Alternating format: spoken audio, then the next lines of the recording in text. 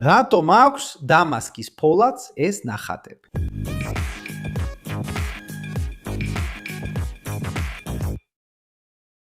სალამი ინჟინერიის დედებო. დღეს გაჩვენებთ რედებობთ რა ხდება მეტალურგიის ერთ-ერთი ყველაზე ლამაზი და საიდუმლო ქმნილების დამასკის ფოლადის მიღმა. ალბათ უკვე გინახავთ დანები, מחვილები და თუნდაც სამკაულები იმ ტალღოვანი და რთული ორნამენტებით, რომლებიც თითქოს ცოცხალია. მაგრამ ბოლოს და ბოლოს, როგორ მზადდება ეს ნახატები და რატომ არის ისინი ასე დაფასებული? მაგრამ მანამდე, რა არის დამასკის ფოლადი ზუსტად და საიდან მოდის ისინი? დამასკის ფოლადის ისტორია ისეთივე მდიდარია, როგორც მისი ორნამენტები. დამასკის სახელწოდება გვახსენებს სირიის ქალაქ დამასკოს, რომელიც მნიშვნელოვანი სავაჭრო ცენტრი იყო, სადაც ეს პირები იყიდებოდა და აღფრთოვანებას იწვევდა. თუმცა ორიგინალური ფოლადი იქ ამზადდებოდა. სინამდვილეში ის ინდოეთიდან და შრი-ლანკადან მოდიოდა, რუცად წოდებული ზოდის სახით. ეს რუცის ფოლადი უნიკალური იყო. მას ჰქონდა განსაკუთრებული მიკროსტრუქტურა კარბიდის ზოლებით, რაც მას ლეგენდარულად აერთიანებდა სიმყარეს, სიმკვეთრის შენარჩუნების უნარს და მოქნილობას. ამ მასალისგან დამზადებული מחვილები ცნობილნი იყვნენ წარმოუდგენელი სიმკვეთრით, გამძლეობით და დიახ, ზედაპირზე გაპრიალებისა და დამუშავებისას გამოჩენილი ნაზი და დინამიკური ორნამენტული ნახატებით. სამწუხაროდ, რუცის ფოლადის ნამდვილი დამასკოს ფოლადის წარმოების ზუსტი მეთოდი დაკარგულ ხელოვნებად ითვლება. მიჩნეულია, რომ პროცესი, რომელიც მოიცავდა რკინის მადნების გადნობას ნახშირთან ერთად დალუქულ ტიგელებში, ძალიან სპეციფიკურ პირობებში და ხანგრძლივი დროის განმავლობაში დამოკიდებული იყო ან განსაკუთრებული შემადგენლობის მადნებზე, რომლებიც ამოიწურა, ან ზეპირად გადაცემულ ჭედვის ტექნიკებზე, რომლებიც დროთა განმავლობაში დავიწყებას მიეცა. დაახლოებით მე-18 საუკუნეში რუცის ფოლადის წარმოება შეწყდა და მასთან ერთად დაიკარგა იმ ლეგენდარული პირების საიდუმლოც. მაგრამ თუ ორიგინალური პროცესი დაიკარგა, დღეს როგორ ამზადებენ ამბენ დანასა და ხმალს დამასკის ფოლადისგან? ეს მართლაც შესანიშნავი კითხვაა.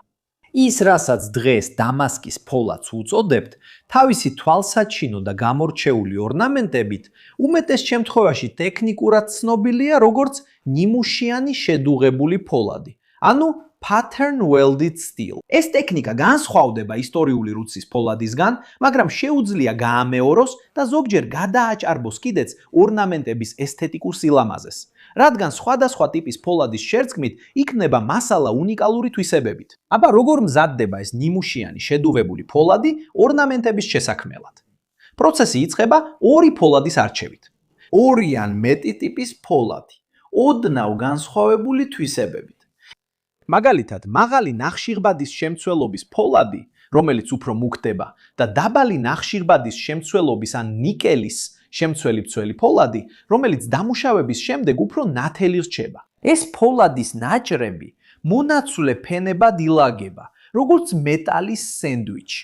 წარმოიდგინეთ, თითქოს ლაზანიას ამზადებთ, მაგრამ ცომისა და соуსის ნაცვლად სხვადასხვა ტიპის მეტალი გაქვთ. ამ ფენების დალაგების შემდეგ მთლიანობას მაღალ, მაგრამ კონტროლირებად ტემპერატურაზე ათბობენ, სადაც მეტალები მოქნილები ხდებიან.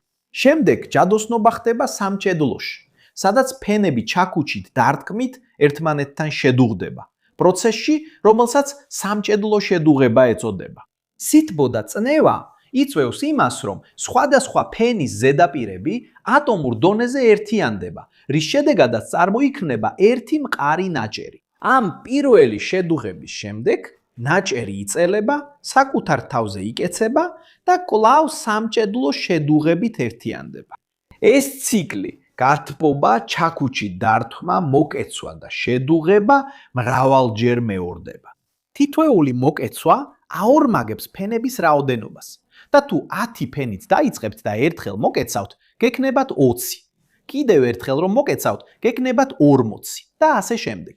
ჩვეულებრივია, რომ დამასკოს ფოლადის ნაჭრებს ასობით ან თუნდაც ათასობით ფენა ჰქონდეთ. ეს მოკეცვა და შედუღება ქმნის ლამინირებულ სტრუქტურას, რომელიც ნიმუშების საფუძველია. უფრო რთული ნიმუშების შესაქმნელად დანების ოსტატი შეიძლება დაატრიალოს ნაჭერი, ან თუნდაც გააკეთოს ღარები ზედაპირზე, შემდეგი შედუღების წინ, რათა შიდა ფენების გეომეტრია შეცვალოს. მარშ, ეს ნახატები მხოლოდ ლამაზია თუ აქვთ რაიმე ფუნქცია? მიუხედავად იმისა, რომ დამასკოს ფოლადის მთავარი მიზიდულობა მისი სილამაზე და მასში ჩადებული ხელობაა, თავად ნახატები მხოლოდ ესთეტიკური არ არის. სხვადასხვა ფოლადის კომბინაცია საბოლოო მასალას ანიჭებს თვისებათა ბალანსს, რომლის მიღწევაც ერთი ტიპის ფოლადით რთული იქნებოდა. მაგალითად, უფრო მყარი ფოლადის ბირთვი შეიძლება იყოს გარშემორტყმული უფრო გამძლე ფოლადის ფენებით, რის შედეგადაც მიიღება პირი, რომელიც ერთდროულად ბასრიც არის და გამძლეც გატეხვის მიმართ. ეს მასალების ინჟინერიის ერთ-ერთი ფორმაა, რომელიც მიზნად ისახავს შესრულების ოპტიმიზაციას. და რა აძლევს ამ უნიკალურ და ტალღოვან იერს, რომელსაც ასე ვაფასებთ? აქ იმალება თანამედროვე დამასკოს ფოლადის ერთ-ერთი დიდი საიდუმლო. მჟავური დამუშავება. ფოლადის ნაწარმი ჭედვის შემდეგ ილესება და პოლირდება სარკისებურ ბრწყინვალებამდე. ამ ეტაპზე ნიმუშები ჯერ კიდევ არ ჩანს. გამჟღავნება ხდება მაშინ, როდესაც დეტალი მჟავაში იძირება. ჩვეულებრივ, რკინის პერქლორიდში. მჟავა თითოეულ ფენაში არსებულ ფოლადის ტიპზე განსხვავებულად მოქმედებს. ფოლადი, რომელსაც ნიკელის ან ქრომის მაღალი შემცველობა აქვს, მაგალითად მჟავას ზემოქმედებას უფრო მეტად უძლებს და უფრო ნათელი და ბზინვარე რჩება. ხოლო მაღალი ნახშირბადის შემცველობის მქონე ფოლადი შეიძლება უფრო მეტად რეაგირებდეს, რის შედეგადაც ზედაპირი ოდნა უფრო უხეში და მუქი ხდება. ეს განსხვავება მჟავასთან რეაქციაში ქმნის კონტრასტს და ხდის რთულ ორნამენტებს თვალსაჩინოს, რაც ქმნის სამგანზომილებიანი ნახატის შთაბეჭდილებას. ეს თითქოს მჟავა ლითონს ხატავს და აავლენს ხელოვნებას, რომელიც შიგნით იყო დამალული. ნახატის სიფაქიზე და სირთულე დამოკიდებულია რამდენიმე ფაქტორზე. ფენების რაოდენობაზე, გამოყენებული ფოლადის ტიპებზე, იმაზე თუ როგორ დაამუშავა დანების ოსტატმა ფოლადის ბლოკი და რა თქმა უნდა მჟავური დამუშავების ტექნიკაზე. ყოველი ნიმუშით გამოჭედილი დამასკოს ფოლადის ნაკეთობა შესაბამისად უნიკალურია. ნამდვილი ხელოვნების ნიმუში მეტალურგიაში. და სად შეგვიძლია დღეს ვიპოვოთ დამასკოს ფოლადი? და რატო არის ის ასე დაფასებული?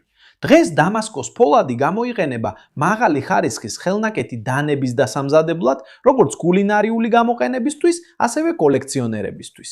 ასევე ნადირობისთვის, მისი სილამაზისა და ბევრ შემთხვევაში შესანიშნავი თვისებების გამო. ის ასევე გვხვდება სამკაულებში, საათებში, პერსონალიზებულ ცეცხლსასროლ იარაღებში და დეკორატიულ ნივთებშიც კი. მისი ღირებულება წარმოების სირთულიდან მოდის, რაც დიდ ოსტატობას მოითხოვს დანების ოსტატისგან და თითოეული ნიმუშის უნიკალურობიდან. ეს არის იდეალური შერწყმა მაღალი წარმადობის ლითონის ფუნქციონალურობისა და ხელოვნებების ნიმუშის ესთეტიკის შორის. თუ აქამდე მოხვედი და ვიდეო მოგეწონა, გამოიწერე არხი. თუ ჯერ არ ხარ გამოწერილი, დაალაიქე, ჩართე შეტყობინებების ზარი. და თუ ჩვენი კონტენტი საინტერესო გეჩვენება, განიხილე წევრობა, რათა დაგვეხმარო პლატფორმაზე კონტენტის შექმნის გაგრძელებაში და ჩვენს ვიდეოებში მოხსენიებულიც იყო. და თუ გაინტერესებს მეტი გაიგო იმ კურსებზე, რომლებსაც გირჩევთ, გამოიყენე გვერდზე მოცემული QR კოდი ან ვიდეოს აღწერაში მოცემული ბმული, რათა მიიღო ცდომა მრავალ შესაძლებლობაზე, რომლებიც დაგეხმარება სხვადასხვა უნარის განვითარებაში და კარიერაში წარმატების მიღწევაში. შენ რას ფიქრობ? უკვე გქონია შესაძლებლობა დაგენახა დამასკოს ფოლადის ნიმუში ახლოდან. იცნობ ვინმეს, ვინც ამ ტიპის ფოლადს აყალიბებს? გონია, რომ მეტალურგიის ხელოვნებას აქვს ადგილი ინჟინერიის სამყაროში?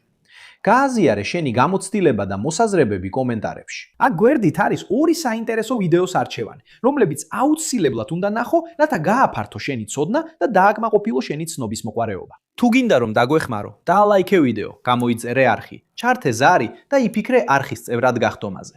ეს არის ინჟინერიის მოყვარულებო. დიდი მოკითხვა და შემდეგ ვიდეოში გნახავ.